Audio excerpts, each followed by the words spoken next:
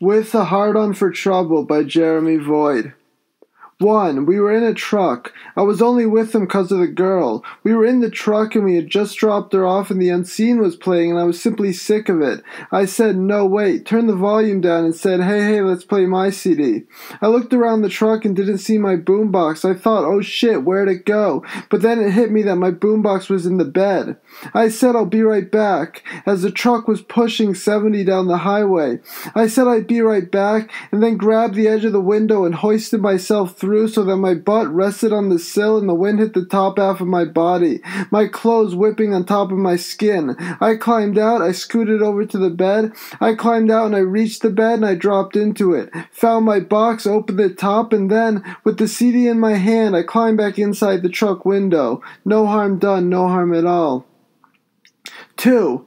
I went outside her apartment. She was by my side, and the two of us held cans of spray paint, and we took them to the wall and pressed the nozzles, and right away paint sprayed all over the wall as we moved our hands to paint letters, and then words, and then whole phrases. We wrote profanities, tagged offensive sayings, all down the wall. Then back at her place I stepped through the door, and did the same in the hallway. On the walls of the corridor, big murals saying, fuck you, fuck off, you're a cunt, you're a stupid fucking cunt, I don't like you, and that kind of stuff. We drank out of 40 ounces in whiskey bottles. Her boyfriend was a stoner who was always loaded with pot. We smoked his pot and sat in her apartment, and when I checked the time I realized I had to go. I had to go if I didn't want to miss the train. Outside her apartment, a man was snapping pictures of my angry graffiti art, my pissed off tags, and I had a 40 in my hand. I said to him, cool, right? His head spun to face me, and that's when I realized he didn't agree that it was cool. He said no. And then I said, then why the pictures? Evidence, he said, they're evidence. I'm the landlord, he told me. And I thought, oh shit, the landlord. Looked at the 40 ounce I was carrying, hidden inside a brown paper bag, obviously holding malt liquor inside. I looked at it and thought, oh shit, I have to go. I was out the door and walking to the train. No harm done, no harm at all. 3.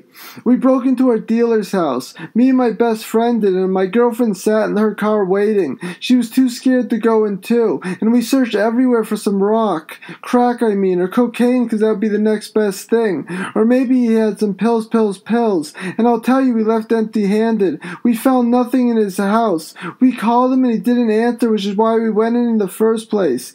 We called him and the fucker wouldn't pick up his phone, and the door to his house was unlocked, so we slipped on in. To think, what if he caught us snooping around? He was a big dude, too. He could have punched a hole in both of our chests, punched a hole, lifted us up, and hurled us at the wall. But nothing bad happened. It was no biggie, as they say, no big deal, only we didn't get high that night.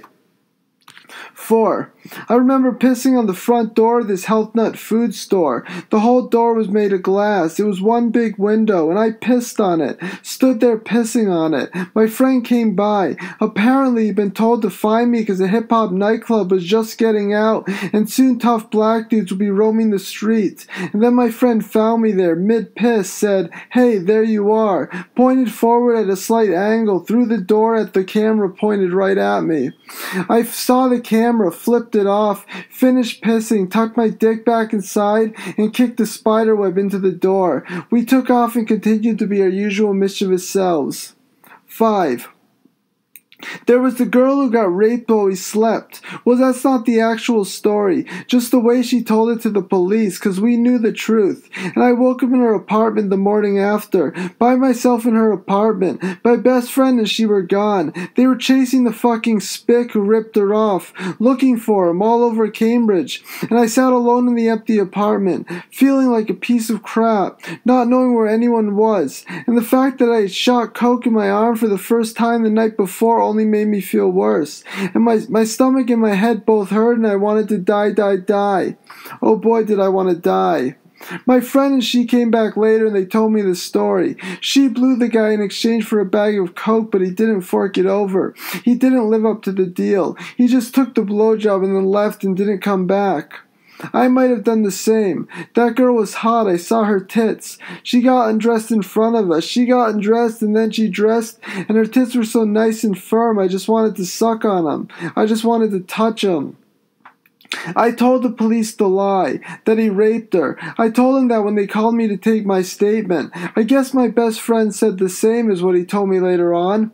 Her ex-boyfriend, a really big dude we called Midget for irony's sake, who she had only just broken up with a few nights before that night, and threatened us before we left the pit. He threatened us because he didn't want us fucking his ex-girlfriend. I wanted to fuck her. My best friend I know wanted to fuck her. Her ex-boyfriend attacked my best friend because we slept while she got raped. But in the end, we walked away unscathed.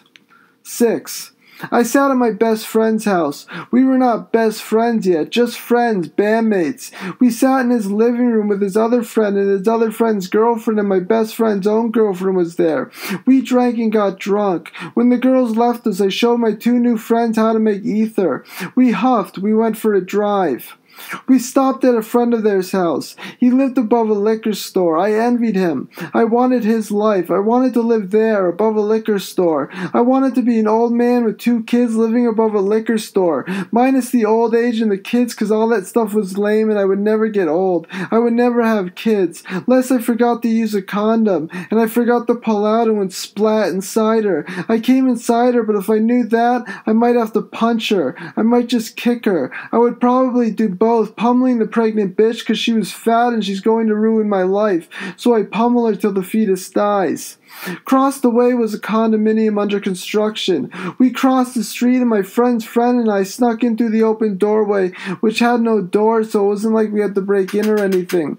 We followed the hallway through the condominium. It led us up floors and it was so dark in there he and I could barely see. We could barely see. My soon-to-be best friend stood outside and we stood 3 stories above him yelling at the fucker to come inside and join us. We yelled, made noise. We yelled and screamed, causing a racket, and eventually he joined us. He went through the open doorway which had no door. Then, lights. Big rays of light suddenly filled the place and we could see. We could see everything. We could see each other. We could barely see the source, but we knew all too well what it was. The police. We knew it and we slunk through another open doorway which had no door. We hid there hoping the cops wouldn't find us. We hid there and we waited, still a little high, definitely still drunk. All of us moronically brave. I mean, who does that? Who hides in a doorless closet? We do. The cops stormed up the steps and what showed him the way was a flashlight, the beam of which we saw traversing the floor, climbing it like it was a rock climber climbing up a boulder. And then we saw the first cop. He emerged around the corner. He held the flashlight. He emerged, turned toward us. The light honed in on us. We stood in that doorless closet, hiding our eyes with our hands because if we can't see them, then they can't see us. But it didn't work out that way and they slapped on the cuffs and took us for a ride. We were busted.